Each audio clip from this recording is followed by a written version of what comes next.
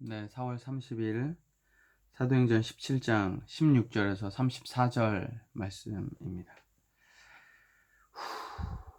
길어요, 길어. 길고 내용이 어마어마하게 많습니다. 그래서 제가 큐티를 하다 이걸 무슨 재주로 10분 안에 끊지? 라는 생각을 좀 하게 됐는데, 아무튼 하고 싶은 잔소리가 엄청 많지만 시간이 없어서. 자, 16절에 보면 바울이 아덴에서 그들을 기다리다가, 그들은 누구예요? 마게도니아 지방에 놓고 왔던 실라와 디모데겠죠.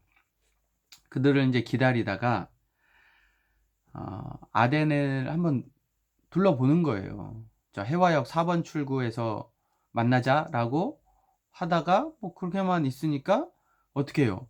좀 돌아보는 거죠, 대학로를. 대학로를 돌아보니까 난리인 거예요, 이거 진짜.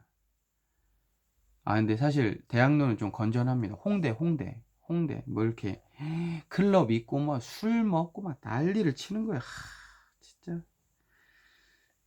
여기에 메시지 중에 하나가, 회당에서는 유대인들과 경건한 사람들, 장터에서는 뭐 그런 아테네에 있는 이방인들을 이야기를 하면서 전했던 메시지는 18절에 보면 예수와 부활이에요. 예수와 부활.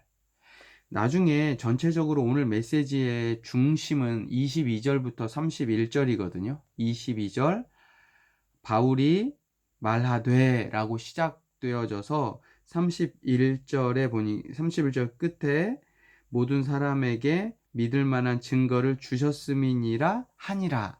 그러니까 22절부터 31절까지가 바울의 직접 메시지예요. 또 얘기하는 거죠. 간접 메시지를 통해 복음을 이야기하고 직접 메시지를 통해 복음을 이야기하는데, 오늘은 22절부터 31절까지 직접 메시지를 통해 복음을 전하는 거니까, 이 중간에 22절부터 31절까지의 이 중간에 바울의 직접 메시지가 뭐가 있는지를 여러분 살펴봐야 돼요. 어마어마한 게 있어요. 정말 다 설명하기 어려울 것 같아요. 근데 이제 빨리빨리 진행을 해보겠습니다. 근데 그 중간에 끼어 있는 게 부활이라고요. 부활. 18절에 보면 예수와 부활. 그러니까 사도 바울의 메시지는 예수와 부활이에요. 예수와 부활. 잘 기억해야 됩니다. 우리가 꼭 기억해야 되는 게 예수예요. 예수. 예수님의 삶, 예수님의 가르침. 근데 그것의 핵심은 부활이죠. 부활. 그러니까 부활에 대해서는 여러분 고린도전서 15장을 좀 읽어야 돼요. 잘 기억하고 있어야 돼요. 부활은 고린도전서 15장 길거든요. 고린도전서 15장도 시간이 될 때 메모해 놓고 꼭 공부해 보시기 바랍니다. 읽어 보세요. 지금 시험 기간인데 시험 기간이 끝나면 가장 먼저 해야 되는 게 고린도전서 15장을 읽는 거예요. 물론 큐티도 해야 되죠. 계속해서.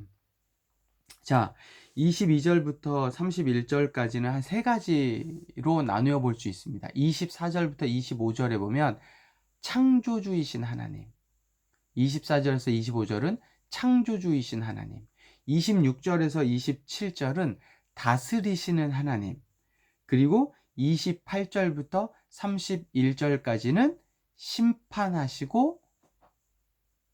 심판하시는 하나님이에요. 심판하시는 하나님. 심판하시고, 이 앞에는 편집해 주세요. 28절부터 31절까지는 심판하는 하나님. 아셨죠? 세 개. 첫 번째는 뭐다? 하나님은 누구다? 창조주이시다. 두 번째는 하나님은 뭐다? 다스리시는 하나님이다. 세 번째는 뭐다? 하나님은 심판하시는 하나님이다. 요거 잘 기억하셔야 돼요. 24절부터 25절까지는 여러분 큐티 해보시면 되죠, 여러분이. 그래서 창조주이신 하나님, 천지의 주인이신 하나님.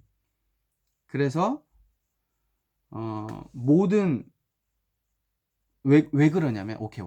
왜 그러냐면, 이것도 알아서 잘 편집해 주세요. 25절에 보면 이는 있죠. 이는. 이게 핵심 포인트는 이는입니다. 이는. 25절에 이는. 20 몇 절이야? 27절에 이는. 그 다음에 31절에 이는이에요. 여러분, 이는이 뭐야? 이는 뭐 이게 아니고,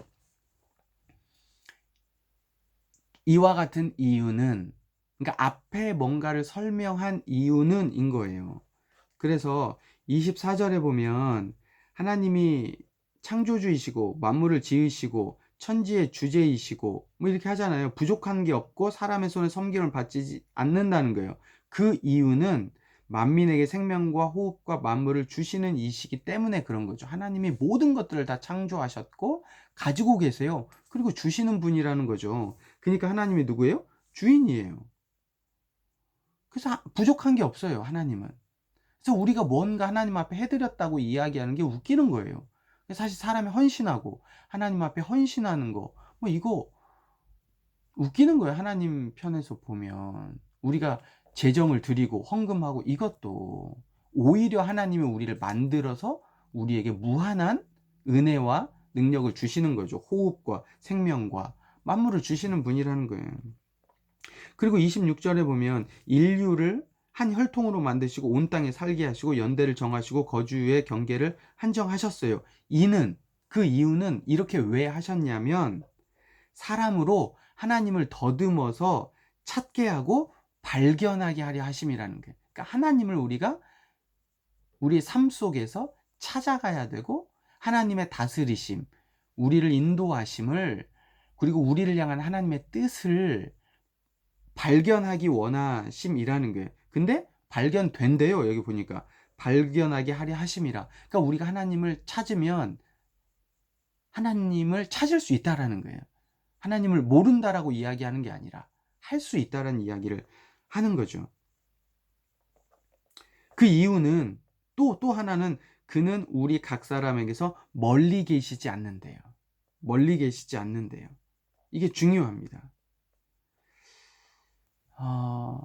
하나님을 찾으면 찾을 수 있습니다.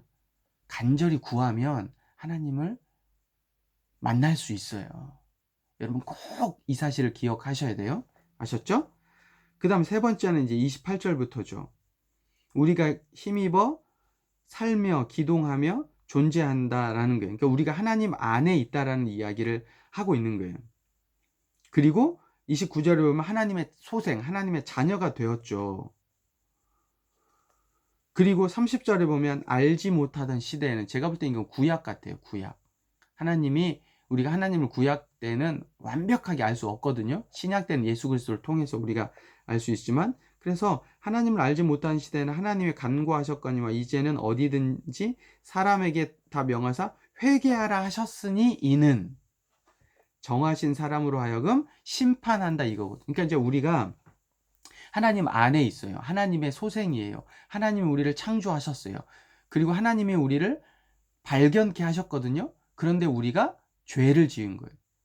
그래서 하나님의 자녀로서의 삶을 살지 못했어요. 하나님을 찾지도 않고 발견하지도 않았어요. 특별히 구약시대에는 더 그랬죠. 그래서 우상들을 만들었어요. 이런 삶을 회개하라고 하시는 거예요. 왜냐하면 심판하신다는 거예요. 31절에 보면 예수를 통해서. 그러니까 심판하시는 하나님이죠. 이게 우리의 삶 속에서 우리가 하나님의 자녀임에도 불구하고 하나님 안에 있음에도 불구하고 하나님을 찾지도 않고 하나님의 자녀로서의 삶을 살지도 않고 이렇게 되면 우리에게 회개하라고 하시는 거예요. 왜냐? 심판하시거든요. 그러나 심판 중에도 우리를 부활의 소망으로 이끌어 주셨고 예수 그리스도라는 아주 중요한 키포인트를 주셔서 이 문제를 해결해 갈 수 있도록 하나님의 은혜와 은총을 주신 거죠. 우리에게. 이 이야기를, 이 어마무시한 이야기를 오늘 하루에 다 큐티해야 돼요. 진짜. 저도 지금 하면서 잘 했는지 전달이 잘 됐는지 와 진짜 어렵겠다 이거 생각했는데 아무튼 기억해. 하나님 어떤 분이다? 창조주이시다. 창조자이시고 두 번째는 뭐지? 나도 기억이 안 나. 두 번째는 다스리시는 분이고 세 번째는 심판하시는 분이다. 그래서 여러분 오늘 큐티 하면서 제가 가능하면 10분 내에 끊으려고 그러는 거야 이게. 왜냐면 길면 안 들어. 아무리 해도 안 들어. 내가 보니까 니네들 한 5분 듣고 말더라. 내가 이게 유튜브를 해보니까 나와 시청 평균 시간이 5분밖에 안 돼. 이 잔소리도 시간이 없어. 편집. 자 어떻게 하는 거예요?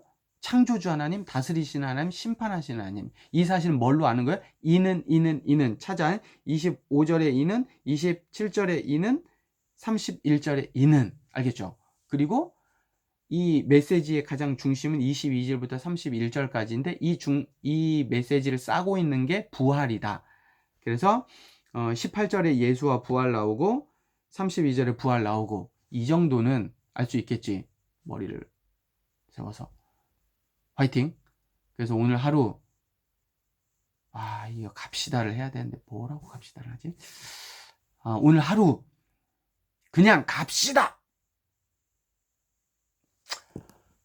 그냥 가면 안 되고 하나님이 창조주이시고 또 뭐지? 다스리시고 심판자이심을 알면서 갑시다. 알겠지?